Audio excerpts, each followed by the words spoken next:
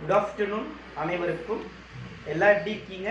இப்போ மீன் குழம்பு எப்படி செய்யறது அப்படின்றத நம்ம இப்போ பார்க்கலாம் வாங்க.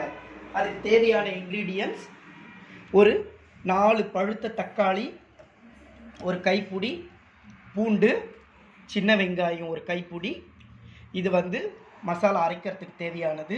அதுக்கு அடுத்து பார்த்திங்கன்னா தாளிக்கிறதுக்கு கொஞ்சமாக பூண்டு, சின்ன வெங்காயம், பெரிய வெங்காயம் நறுக்கண்டு, ஒரு பச்சை மிளகாய், தாளிப்புக்கு வெந்தயம், பட்டைக்கிராம்பு, தேவையான அளவு கல்லுப்பு, புளி எடுத்து ஒரு லெமன் சைஸ் புளி எடுத்து ஊற வச்சுருக்கேன். இப்போ இதை அரைச்சிட்டு தாளிச்சிடலாம். குழம்பு மிளகாய் பொடி இது வீட்லேயே அரைச்சது. இப்போது ஸ்டார்ட் பண்ணிக்கலாம். நிறைய பேர் கேட்பீங்க, என்னடா இது மீன் குழம்புக்கு பட்டைக்கிராம்பா அப்படின்னு. ஆமாம், நீங்கள் அதிகமாக இல்லை, சும்மா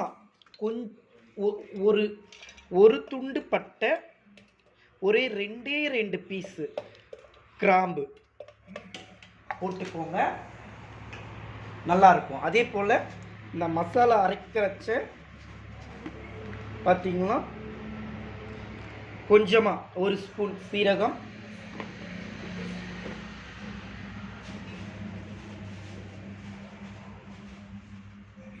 ஒரு 1/2 ஸ்பூன் சோம்பு போட்டு அரைச்சிக்கோங்க.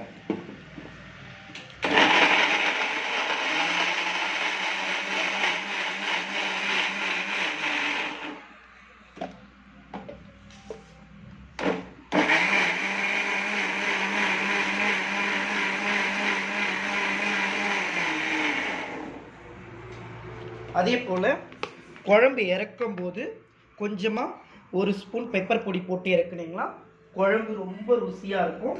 வெந்தய பொடியும் போடலாம். பாருங்கள், நான் ஸ்டவ்வை ஸ்டார்ட் பண்ணிக்கிட்டேன். தேவையான அளவு எண்ணெய். இன்னைக்கு மத்தி ஃபிஷ் தான் எடுத்து அழகாக நல்லா வாஷ் பண்ணி எடுத்து வச்சிருக்கேன். எண்ணெய் சூடானதும்